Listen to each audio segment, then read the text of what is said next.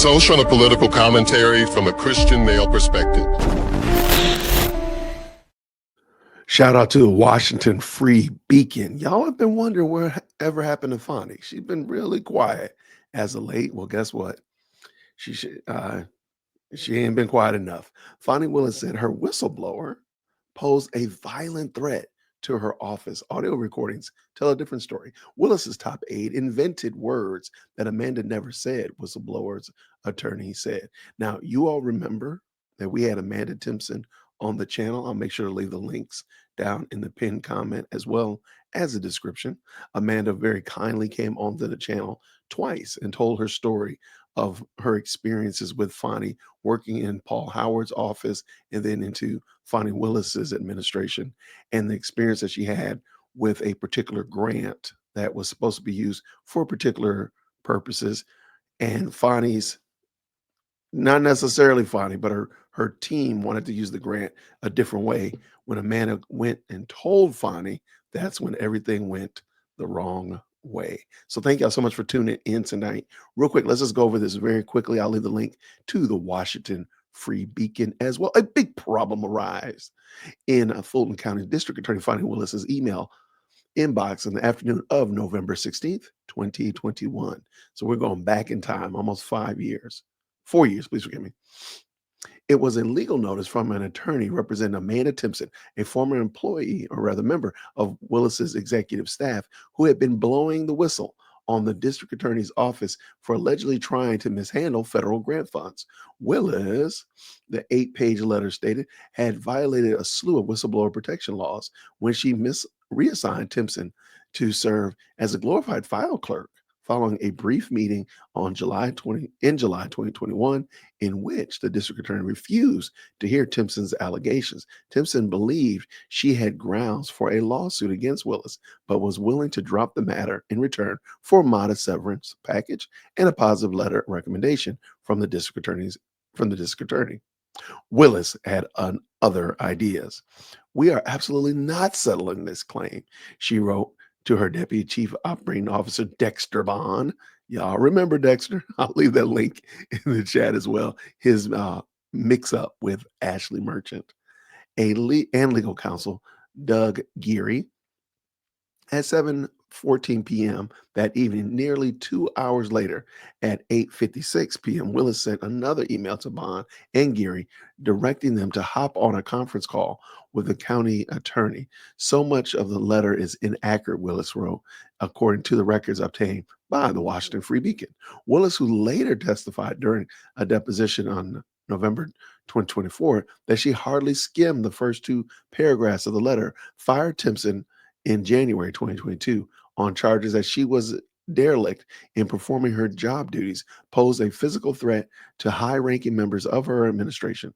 Timpson, however, says she had a spotless employee record, and audio recordings obtained by the Washington Free Beacon show the alleged threat of physical violence appeared to be a fabrication by Willis's Deputy Chief of Staff, Epiphany Henry. All right, let's just check this out real quick. It's super short.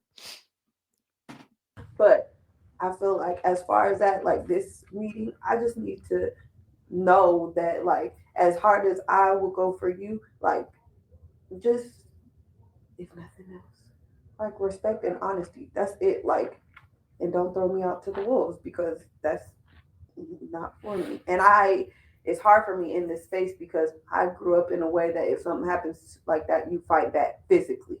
You know what I mean? And so I get emotional because I'm like, I'm grown now. Like, I want to fight, but I am grown now. So, so to piggyback off of partially what Ms. Toole was saying, I think that would be good.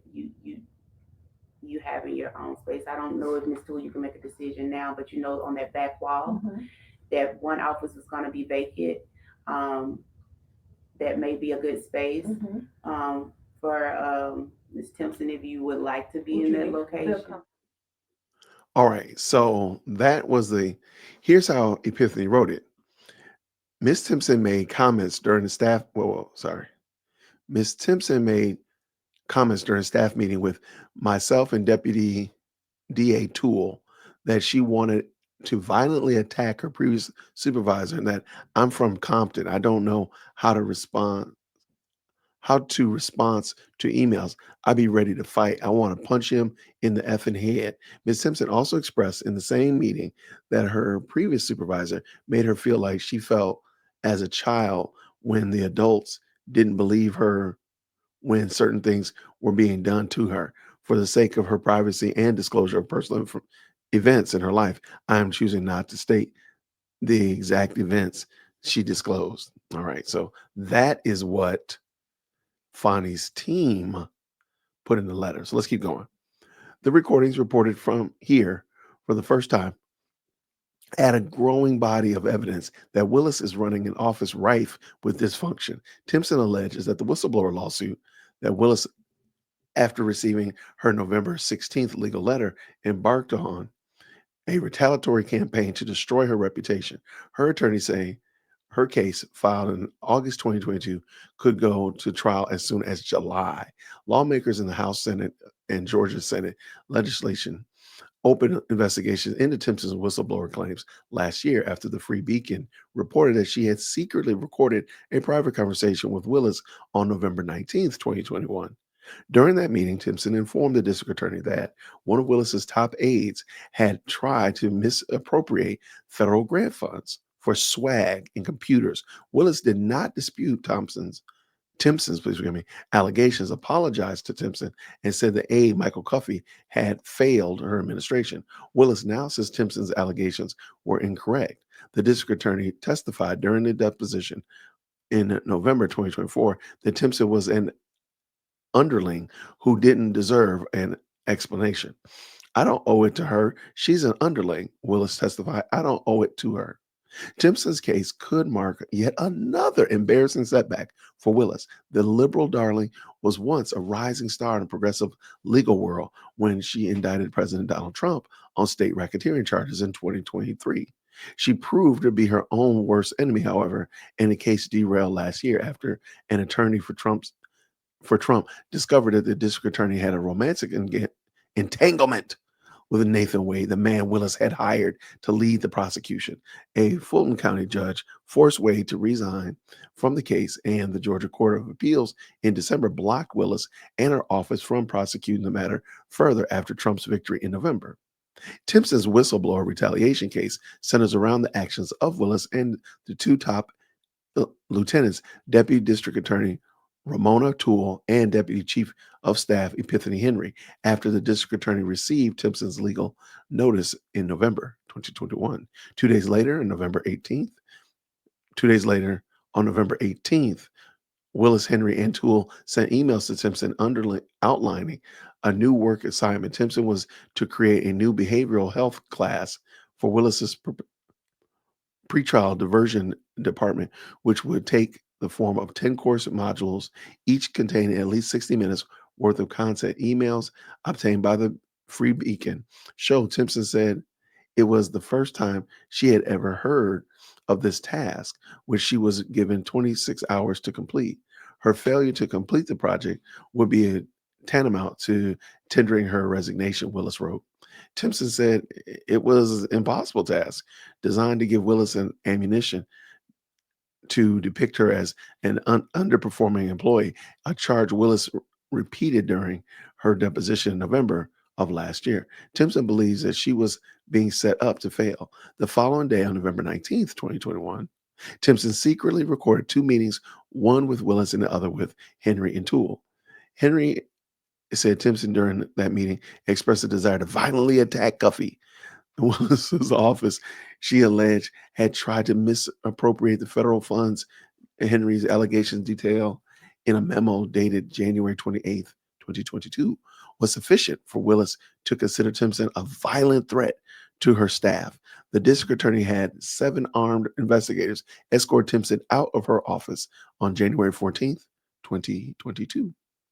Ms. Timpson made comments during staff meetings with myself and Deputy D.A. Toole that she wanted to violently attack her previous supervisor and that I'm from Compton. I don't know how to respond to emails.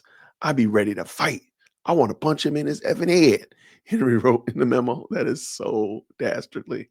I started to fear for my own safety when dealing with Miss Timpson because she had previously expressed that she wanted to violently, wanted to be violent, wanted to be violate with the other supervisor. I do not take these types of statements lightly.